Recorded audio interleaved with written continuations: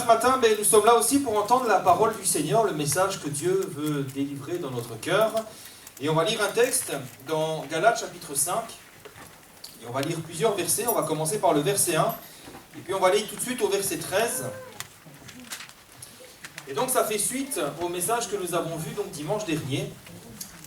Donc ce matin, je ferai un petit rappel de ce que nous avons vu dimanche dernier pour nous rafraîchir un petit peu la mémoire. Et puis on va aller un petit peu plus loin.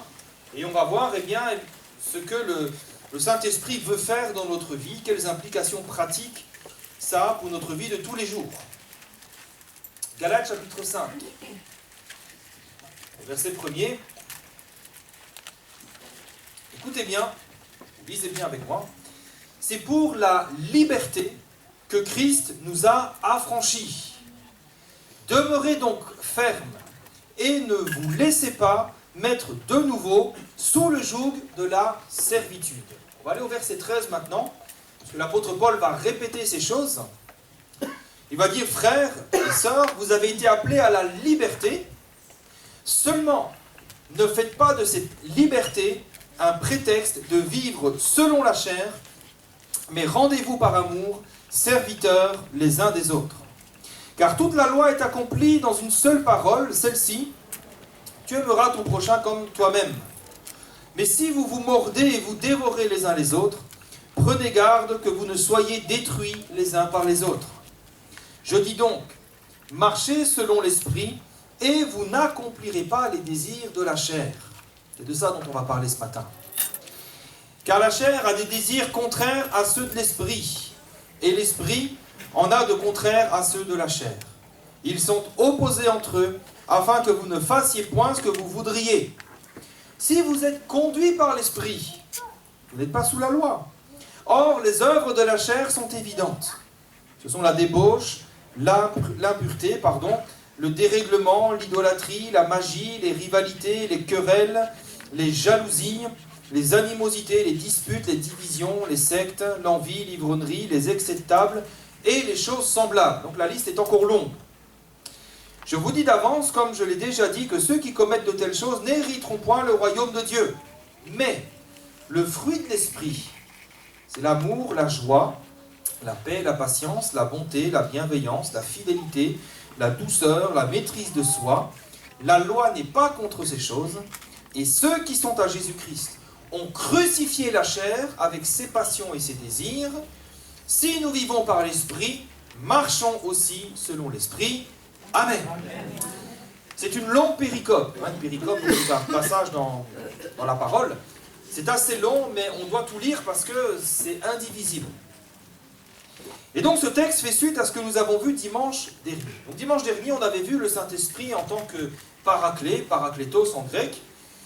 Et on avait vu ce texte dans Jean chapitre 14, verset 16, où Jésus va dire, moi je prierai le Père, il vous donnera un autre consolateur, un autre paraklétos, afin qu'il demeure éternellement avec vous, l'esprit de vérité que le monde ne peut recevoir, etc., etc. On avait vu à l'époque donc que le paraclet, traduit ici par consolateur, c'était bien plus qu'un consolateur. On avait vu que c'était une personne qui était appelée à aider quelqu'un d'autre dans le besoin. Par exemple, pour une aide au tribunal, ça pouvait être un avocat. Pour encourager des soldats déprimés sur le front, ça pouvait être un consolateur.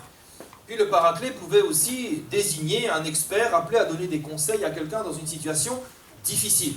Donc on voit que le rôle du paraclet, c'est plus que de consoler. C'est vraiment quelqu'un appelé à aider quelqu'un d'autre en cas de besoin ou en cas de problème. Et on avait vu que c'est justement le rôle que le Saint-Esprit a dans notre vie. Le rôle du Saint-Esprit, c'est pas de faire seulement de nous des petites usines à produire des fruits, des dons et toutes sortes de choses. Le Saint-Esprit est là aussi pour nous aider, pour nous assister, pour nous fortifier, pour nous consoler, pour nous enseigner.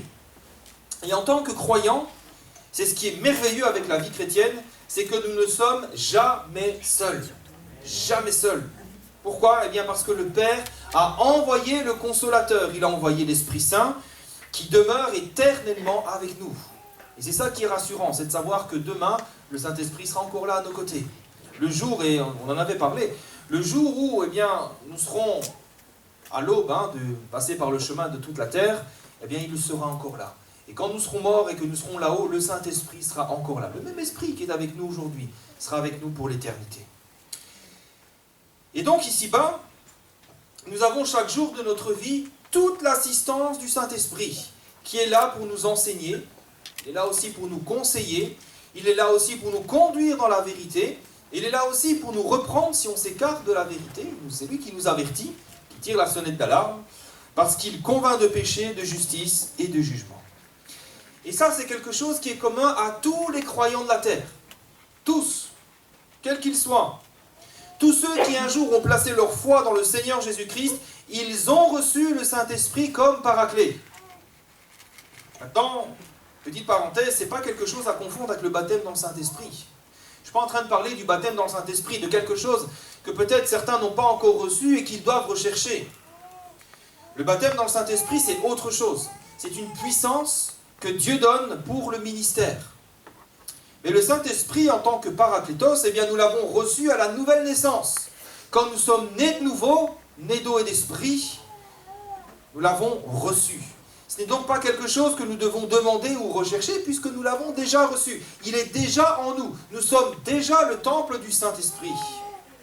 Et c'est à cause de ça, à cause du Saint-Esprit que Dieu nous a donné, que nous sommes capables de marcher en nouveauté de vie et d'obéir au commandement du Seigneur. Maintenant, évidemment, tout ça, eh bien, c'est pour un but. Si le Seigneur nous a donné son Saint-Esprit, ça a un but. Et ce but, c'est de nous permettre de comprendre qu'un enfant de Dieu doit marcher par l'Esprit et non plus par la chair. C'est ça l'objectif. Si Dieu nous a donné son Saint-Esprit, ce n'est pas pour décorer notre vie. Si Dieu nous a donné son Saint-Esprit, c'est pour que nous soyons capables, comme dit la parole, d'être ministres d'une alliance nouvelle.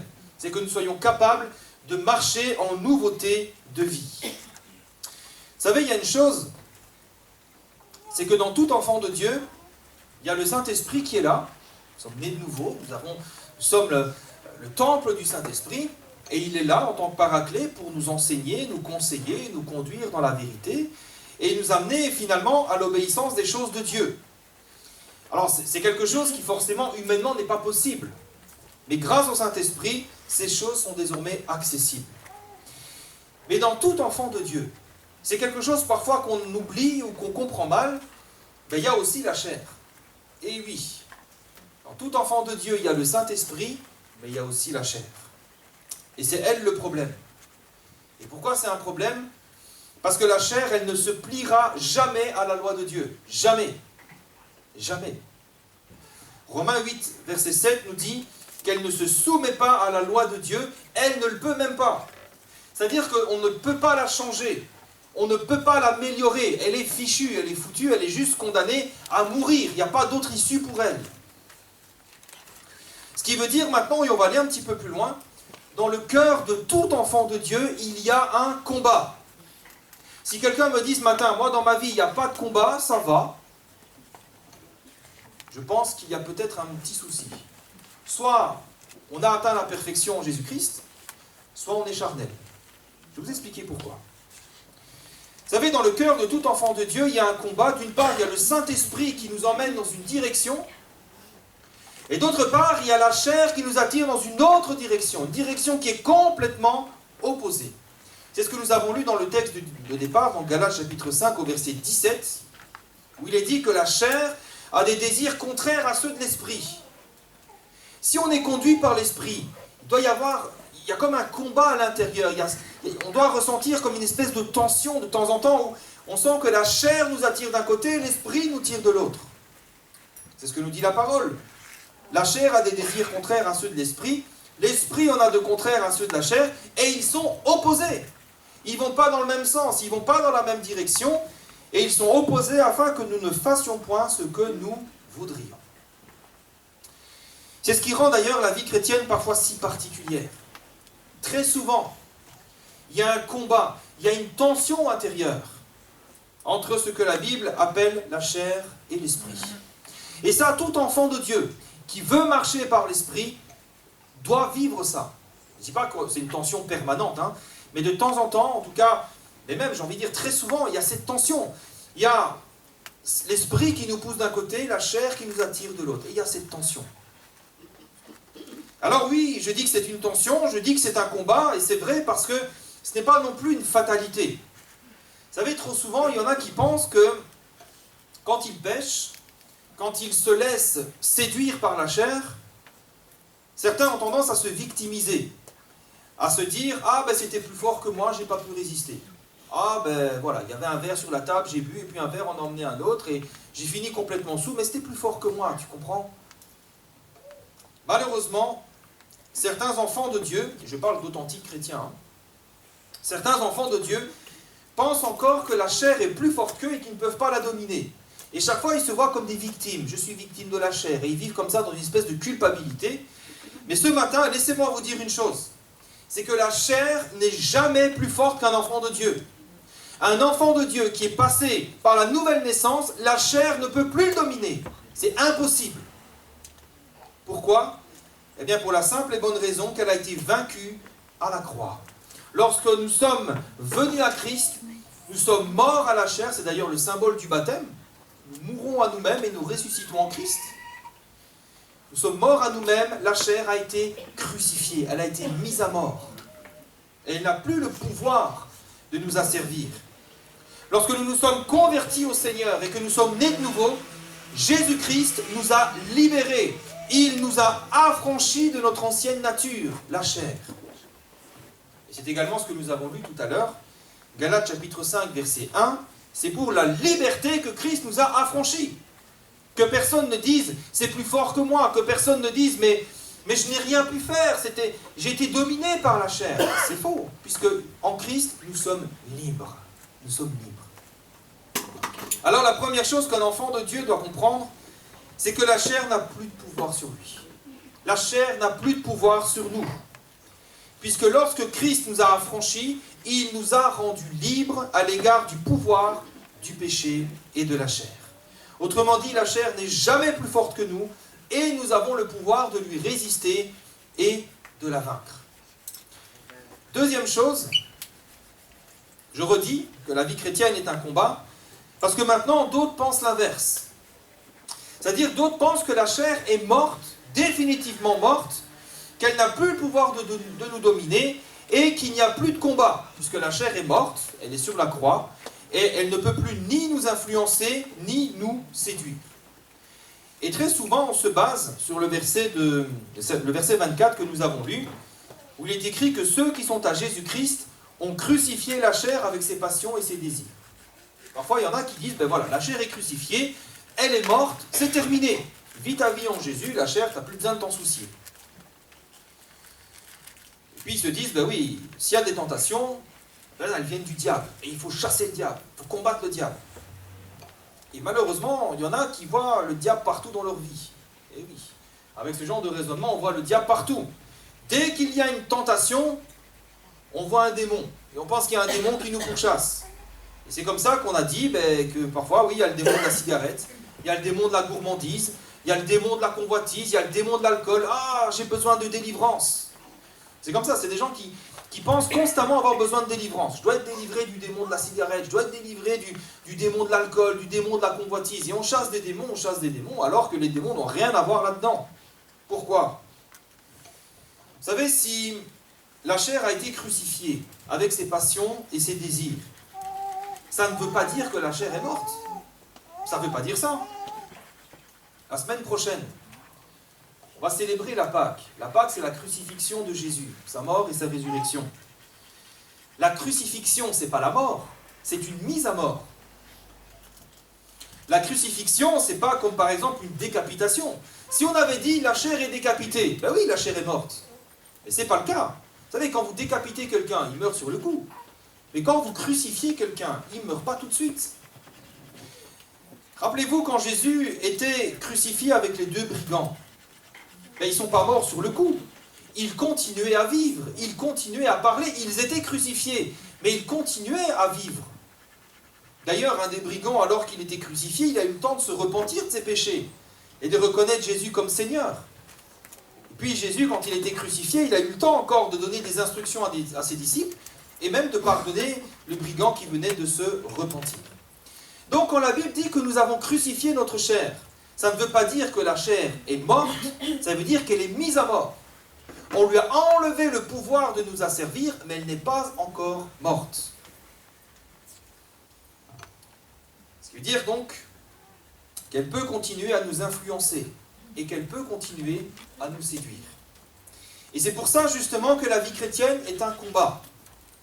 D'une part, il y a le Saint-Esprit qui est en nous et qui ne cesse de nous attirer vers les choses de Dieu.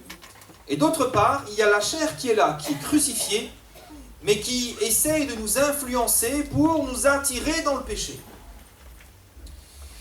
Et la vérité, et c'est ça qui fait c'est ça qui est au centre du combat de la vie chrétienne, c'est que l'enfant de Dieu, c'est à lui de choisir, il est libre finalement de choisir qui il écoute, qui il veut écouter.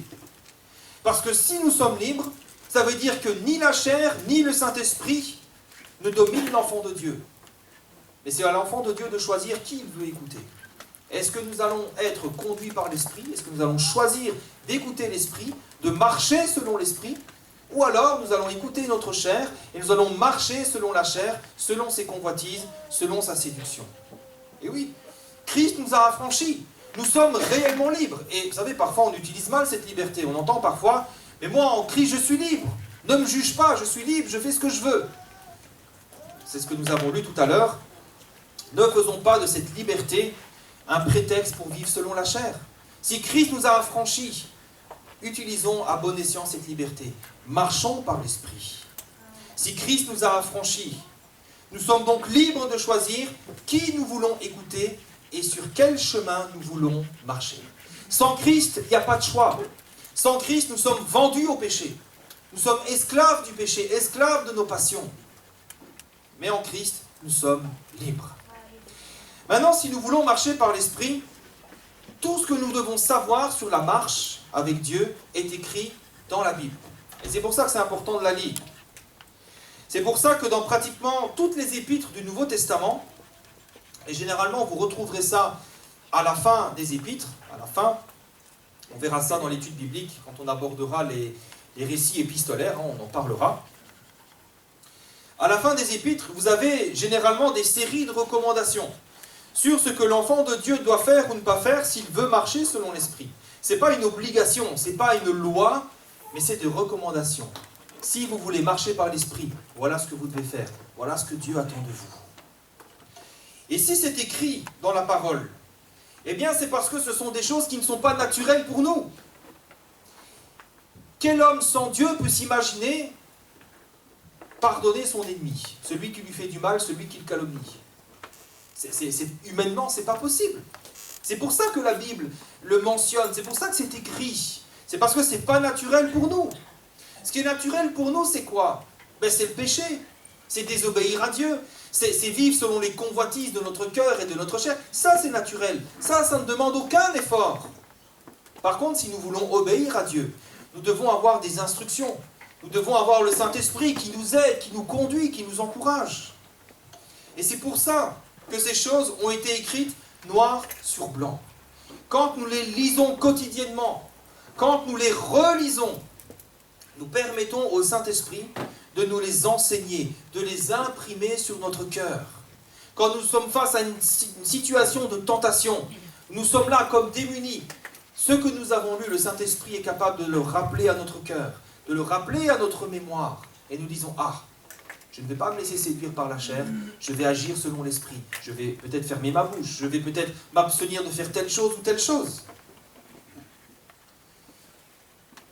Marcher par l'Esprit, eh bien, c'est toujours une affaire de décision, de choix.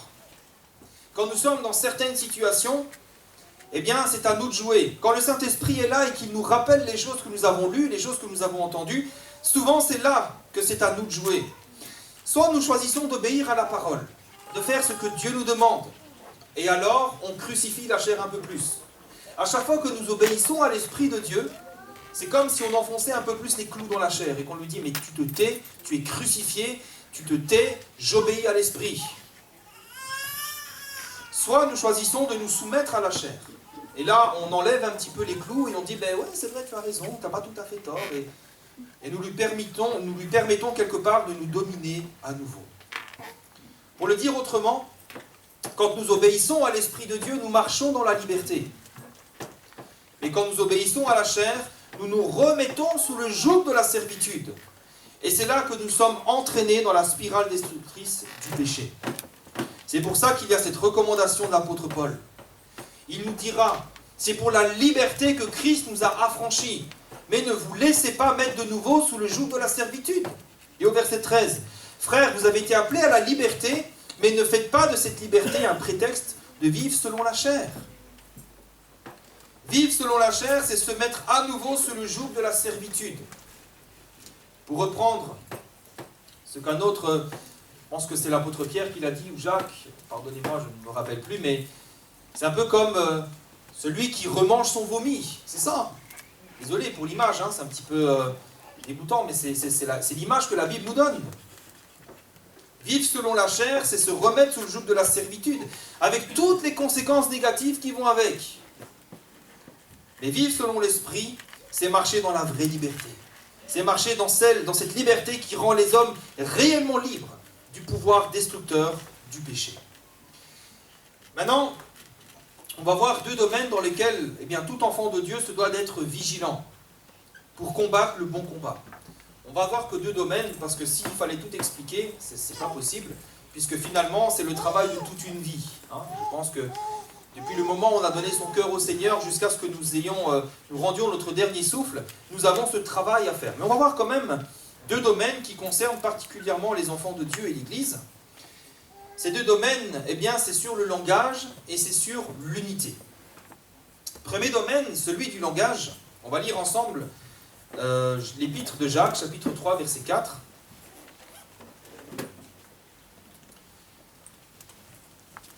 Ce sont des domaines donc, dans lesquels j'ai remarqué qu'il y a quand même souvent le plus de tension dans le cœur de l'enfant de Dieu. C'est souvent là où nous avons des choix à faire entre l'esprit et la chair. Celui du langage, de la langue, des mots que nous prononçons. Jacques chapitre 3, verset 4. Voici, même les navires qui sont si grands et que poussent des vents impétueux sont dirigés par un très petit gouvernail, au gré du pilote. De même, la langue est un petit membre et elle se vante de grandes choses. Voyez comment un petit feu peut embraser une grande forêt. La langue aussi est un feu. C'est le monde de l'iniquité. La langue est placée parmi nos membres, souillant tout le corps et enflammant le cours de la vie, étant elle-même enflammée par la géhenne. Amen. Combien de dégâts n'ont-ils pas été causés par une langue qui n'était pas tenue en bride? Combien de fois on a dit quelque chose, on a blessé des vies? Combien de fois on a dit quelque chose et on a causé de grands problèmes? Par elle, c'est vrai, on est capable de dire du bien. C'est ce que Jacques dira juste après. Par elle, on est capable de dire des merveilles à Dieu. On est capable de bénir. Mais par elle, on est capable de faire parfois tellement de mal. On est parfois capable de répandre tellement de choses mauvaises. Et même de blesser parfois des frères et sœurs. Vous savez, c'est pas pour rien que Jésus a dit la chose suivante. Matthieu 5, 21. Vous avez entendu qu'il a été dit aux anciens, tu ne tueras point. Celui qui tuera est passible de jugement. On parle ici de tuer, on parle de meurtre, d'ôter la vie. Et Jésus va dire, moi je vous dis, quiconque se met en colère contre son frère est passible de jugement. Que celui qui dira à son frère, raka, c'est-à-dire insensé, mérite d'être puni par le Sanhédrin, et que celui qui lui dira insensé mérite d'être puni par le feu de la géhenne. Imaginez un petit peu. Jésus ici, ce qu'il dit est très fort, il déclare qu'on peut être meurtrier avec nos paroles. Des fois on dit, mais moi j'ai tué personne, j'ai jamais commis de meurtre. Parfois, vous savez, le meurtre, c'est pas un couteau dans le cœur. Hein. Parfois, c'est des mots qui sont plus violentes, plus blessantes qu'une épée. Maintenant, nos paroles, donc, comme je disais, peuvent aussi répandre la vie, la bénédiction, l'encouragement et l'espérance. Tout est une question de choix et de direction. Si nous sommes conduits par l'Esprit de Dieu, nos paroles seront des paroles de vie. Généralement, ceux qui sont conduits par l'Esprit, vous aimez bien leur parler. Parce qu'ils ont toujours une parole d'encouragement, toujours une parole qui bénit, une parole qui édifie, qui fortifie, qui permet aux autres d'aller de l'avant. Mais si nous sommes conduits par notre chair, eh bien nos paroles seront des paroles de mort, des paroles qui découragent, des paroles qui sèment le doute, des paroles qui sèment la zizanie. Et vous avez des personnes comme ça, hein. Quand vous les entendez parler, vous ressortez, vous ne vous sentez pas bien. Vous sentez qu'il y a quelque chose qui a été semé dans votre cœur, là il y a quelque chose, il y a une agitation dans le cœur, on n'est pas en paix. C'est des paroles qui ne produisent pas la paix. C'est pour ça que Éphésiens chapitre 4 verset 29 nous dit qu'il ne sort de votre bouche aucune parole mauvaise, mais s'il y a lieu, quelques bonnes paroles qui servent à l'édification et communiquent une grâce à ceux qui l'entendent. Autrement dit, avant de parler, tout enfant de Dieu doit se poser la question: est-ce que ce que je vais dire est une bonne parole? Est-ce que ça va servir à l'édification de ceux qui vont l'entendre? Vous savez, c'est important de ne pas se précipiter pour parler. C'est important. Parce que très souvent, qu'est-ce qui se passe? Eh bien, sous l'impulsion, là, l'impulsivité nous fait réagir de manière charnelle. Et parfois, c'est comme ça. Hein. On voit quelque chose, on entend quelque chose, on réagit tout de suite, et c'est la chair qui parle. Alors que si on prend le temps de s'arrêter un instant, est-ce que ça va édifier? Si on prend le temps de se poser juste la question, même prononcer le nom du Seigneur, dire « Seigneur ». Et j'ai souvent remarqué que dans ces moments-là, ne vous inquiétez pas, hein, le Saint-Esprit ne tardera pas. Hein. Tout de suite, si la parole n'est pas appropriée, il y a ce petit conseil du Saint-Esprit qui dit « Non, ne dis pas ». Ou alors, au contraire, si, dis, il faut que la chose soit dite. Oui, nous devons tenir notre langue en bride. Nous ne devons pas nous précipiter pour parler. Pourquoi? Combien de fois n'avons-nous pas eu des paroles blessantes parce qu'on a parlé trop vite? Et j'accuse personne en particulier. Hein, c'est à moi que je prêche en premier. Vous savez, si nous ne prenons pas le temps de consulter le Saint-Esprit avant d'ouvrir sa bouche, eh bien, très souvent, c'est là qu'on est livré à nous-mêmes. C'est souvent là que ça dérape. C'est souvent là qu'il y a des mots qui viennent de la chair et non pas de l'Esprit de Dieu. Vous savez, c'est pas pour rien hein, qu'il y a ce dicton qui dit, avant de parler, tourne 7 fois ta langue dans ta bouche. C'est pas biblique, hein, mais beaucoup ont compris avant nous que le bénéfice de ne pas parler trop vite. Vous savez, tout enfant de Dieu qui désire marcher selon l'Esprit doit avoir conscience de cette parole de l'Écriture. Ça doit être gravé dans le cœur et dans l'esprit. Proverbe, chapitre 18, verset 21. La mort et la vie sont au pouvoir de la langue. Si nous avons cette parole gravée sur notre cœur, ça nous avertira. Attention. Et le texte nous dit ensuite, vous aurez à vous rassasier des fruits que votre langue aura produits. Quand un enfant de Dieu parle, il doit toujours répandre la vie par des paroles qui encouragent, qui fortifient, des paroles qui communiquent une grâce à ceux qui l'entendent. Et pour ça, rassurez-vous, on peut compter sur toute l'assistance du Saint-Esprit. Et oui, il est là, le Saint-Esprit. Il est là, il est notre paraclet, il est là pour nous enseigner, il est là pour nous conduire, il est là pour nous exhorter, il est là pour nous conseiller, mais à une condition, c'est de chercher son conseil et de mettre ensuite son conseil en pratique. Et oui. Et ça dépend de nous, puisque nous sommes libres. Le Saint-Esprit ne va pas nous dominer pour nous dire, pour nous forcer à faire ce qu'on n'a pas envie de faire. Le Saint-Esprit nous donne son conseil, mais c'est à nous d'écouter, et c'est à nous de mettre son conseil en pratique. Donc, si avant de parler, nous prenons le temps d'interroger le Seigneur nous conseillera, et nos paroles communiqueront la vie et non la mort. Amen. Deuxième domaine dans lequel nous devons être vigilants, eh bien, c'est sur l'unité. C'est pour ça que je m'adresse à l'Église, hein, c'est pour ça que ce sont des conseils qui sont donnés à l'Église, puisque ça concerne tout le monde. Nous ne sommes pas seuls, nous ne sommes pas que des individus, où c'est moi. Nous sommes un corps. Nous vivons les uns avec les autres. Et nous devons veiller à l'unité de l'Église. Nous sommes tous et toutes responsables de l'unité de l'Église. Éphésiens 4, verset 1. On va lire ensemble. Éphésiens chapitre 4. Je vous exhorte donc, moi, le prisonnier dans le Seigneur, à marcher d'une manière digne de la vocation qui vous a été adressée. Et oui, nous avons reçu une haute vocation. En toute humilité et douceur, avec patience, vous supportant les uns les autres avec amour, pas avec plainte, avec amour, vous efforçant de conserver l'unité de l'esprit par le lien de la paix. Amen. Vous savez, on ne va pas se mentir, c'est beaucoup plus facile de se séparer que de rester ensemble. Vous savez, quand on n'est pas d'accord avec quelque chose, quand on n'est pas d'accord avec quelqu'un, c'est toujours plus facile de partir que d'essayer de trouver une solution. C'est plus facile d'arrêter quelque chose que de supporter et de patienter. C'est la raison pour laquelle l'apôtre Paul nous dira qu'il faut, frères et sœurs, nous efforcer de conserver l'unité de l'esprit par le lien de la paix. Ce qui veut dire qu'en tant qu'enfants de Dieu, nous devons travailler et faire tous nos efforts pour préserver la paix et l'unité de l'Église.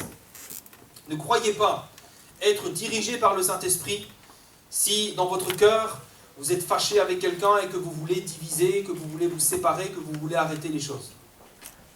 Le Saint-Esprit, en tout cas, si nous voulons marcher par l'Esprit, c'est le chemin que le Saint-Esprit, c'est dans ce chemin-là qu'il nous conduira. L'unité, la paix, nous supporter les uns les autres.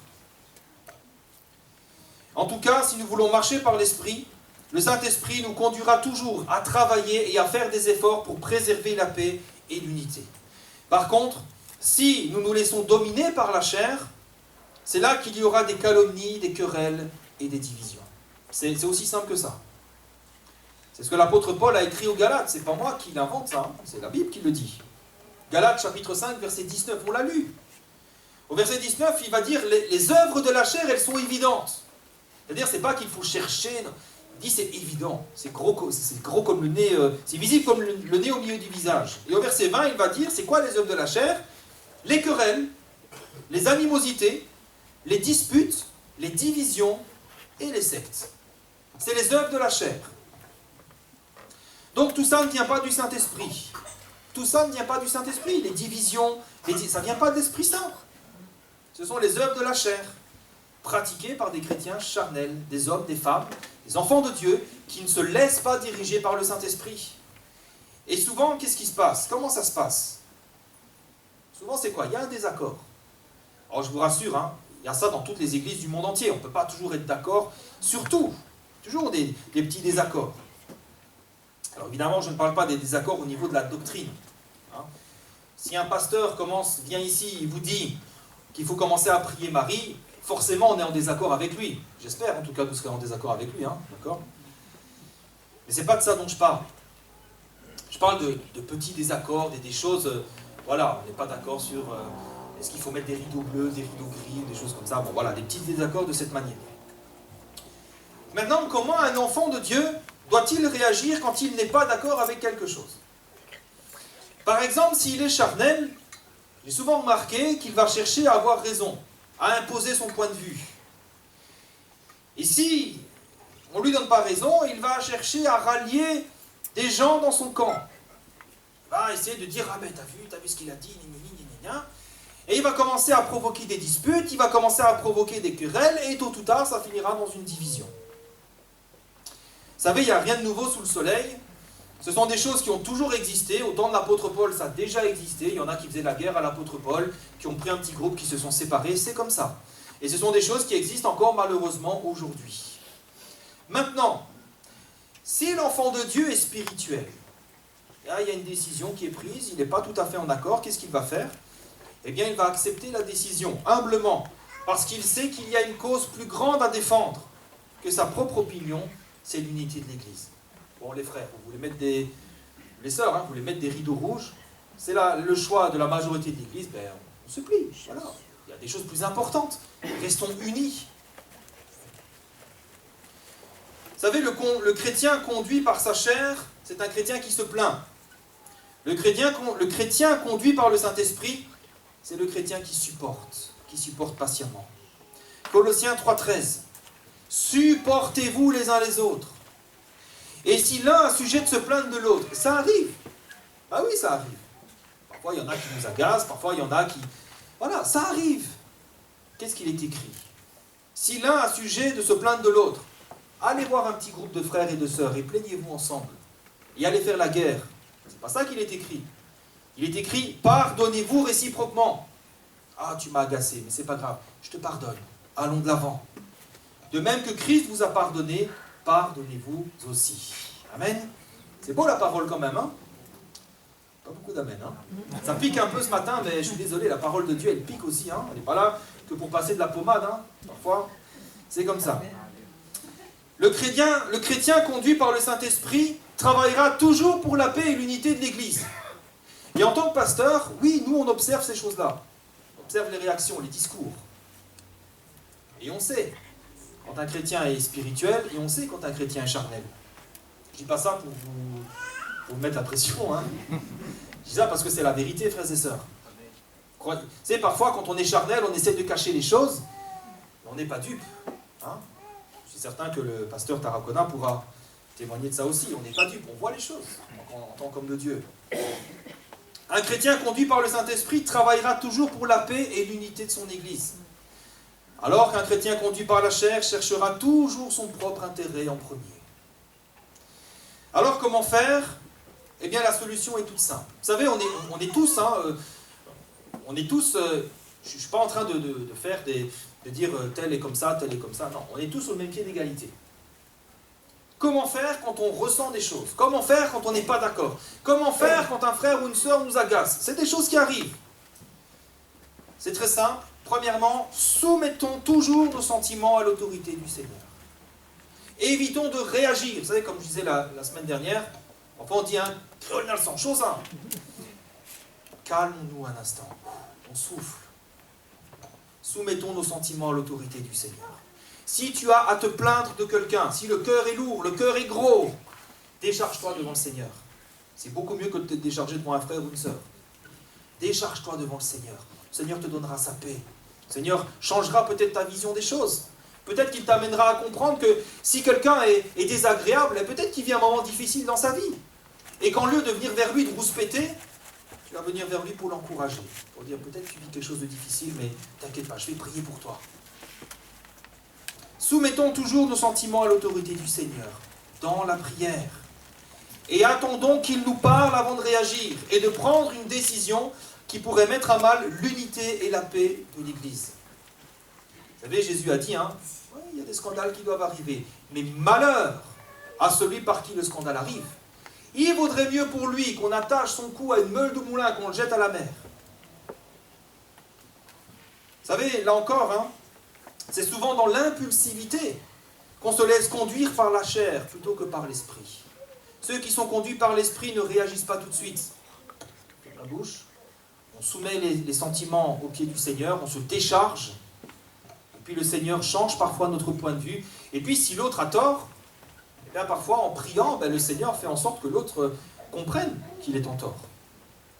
En tout cas, ne vous inquiétez pas, si nous cherchons à être conduits par le Saint-Esprit, si nous voulons sincèrement être conduits par le Saint-Esprit, si nous avons la crainte de Dieu dans notre cœur en disant « Seigneur, je ne veux surtout pas nuire à l'unité de l'Église », ne vous inquiétez pas, le Saint-Esprit ne tardera pas à nous montrer ce que nous devons faire ou ne pas faire.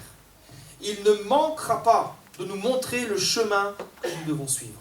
Combien de fois, peut-être pas combien de fois, mais ça m'est arrivé quelques fois, des situations que je trouve tellement injustes. Moi, je veux réagir. Ah, je vais dire ça, je vais faire ceci, je vais faire cela. Je dis ça, évidemment, devant Dieu. Et le Seigneur me dit, non, tu ne diras rien, tu me laisses faire. Je peux vous dire que c'est difficile.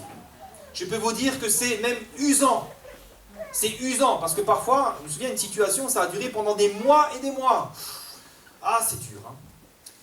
Heureusement, on peut se décharger sur le Seigneur. Alors, je ne me suis pas privé, hein. J'étais là devant le Seigneur. Seigneur, mais tu vois, Seigneur, nanana. Je me déchargeais sur lui, et pas sur mon frère, pas sur mon prochain. Parce qu'à chaque fois, le Seigneur me disait, mais ne réagis pas, laisse-moi faire. Vous savez, et j'ai bien fait. Oh, que j'ai bien fait. Puisque vous savez, à chaque fois que nous nous humilions devant Dieu, à chaque fois que nous choisissons de faire taire la chair, de dire, mais toi, tais-toi. C'est l'Esprit de Dieu qui conduit ma vie. À chaque fois que vous faites ça, à chaque fois que vous vous soumettez, que vous vous humiliez, vous vous soumettez à Dieu par le Saint-Esprit, eh bien le Seigneur saura vous élever au temps convenable et faire paraître votre justice comme le soleil. Si vous voulez faire les choses par vous-même, vous êtes sûr que vous allez tout casser, tout nuire. Et encore une fois, c'est tellement plus facile de se laisser conduire par la chair. C'est tellement plus facile de s'emporter. C'est tellement plus facile de parler avec violence, de vouloir faire paraître sa justice, de dire « Ouais, mais t'as fait ça, non. » C'est tellement plus facile. C'est beaucoup plus facile de se disputer, de faire valoir ses droits, que de ne pas réagir, choisir de pardonner et de se soumettre à l'Esprit de Dieu. Mais comme je disais, pour l'avoir vécu personnellement, quelquefois, eh bien à chaque fois qu'on s'humilie devant Dieu, à chaque fois qu'on choisit de se dire « Eh bien Seigneur, je ne vais pas parler, je ne vais pas réagir, je te dis les choses, maintenant tu feras le nécessaire », eh bien le Seigneur saura agir. Et il saura eh bien, nous élever au temps convenable. On a tout à gagner à demeurer dans l'humilité. C'est ce que nous dit 1 Pierre, chapitre 5, verset 5. Il est écrit de même, vous qui êtes jeunes, soyez soumis aux anciens, et tous, dans vos rapports mutuels, revêtez-vous d'humilité. Cessons de croire que c'est nous qui avons toujours raison. Revêtez-vous d'humilité. Pourquoi? Parce que Dieu résiste aux orgueilleux, mais il fait grâce aux humbles. Amen. Alors voilà, ce matin, oui, nous avons reçu le Saint-Esprit, il est notre paraclet, on voit qu'il a une œuvre importante dans notre vie. Si vous ne vous souvenez pas exactement de tout ce qui a été dimanche dernier, allez revoir le message sur notre chaîne YouTube, ADD Montvert, et vous verrez, donc vous pourrez revoir toutes ces choses. Mais réalisons ce matin que si le Saint-Esprit nous a été donné, c'est pas pour faire dentelle, c'est pas pour que nous fassions l'intéressant. Si le Saint-Esprit nous a été donné, c'est pour que nous puissions marcher en nouveauté de vie. Si le Saint-Esprit nous a été donné, c'est pour que nous puissions faire taire la chair et mener une vie qui plaît à Dieu. Alors, le choix nous appartient. C'est nous qui choisissons. Nous sommes libres. Mais que faisons-nous de cette liberté? Soit nous décidons de marcher par l'Esprit en obéissant à l'Esprit, soit nous décidons de marcher par la chair. Faisons le bon choix ce matin. Veillons, en particulier dans l'Église, veillons à notre langage et veillons à préserver l'unité de l'Église par le lien de la paix, nous pardonnant, nous supportant réciproquement. Amen.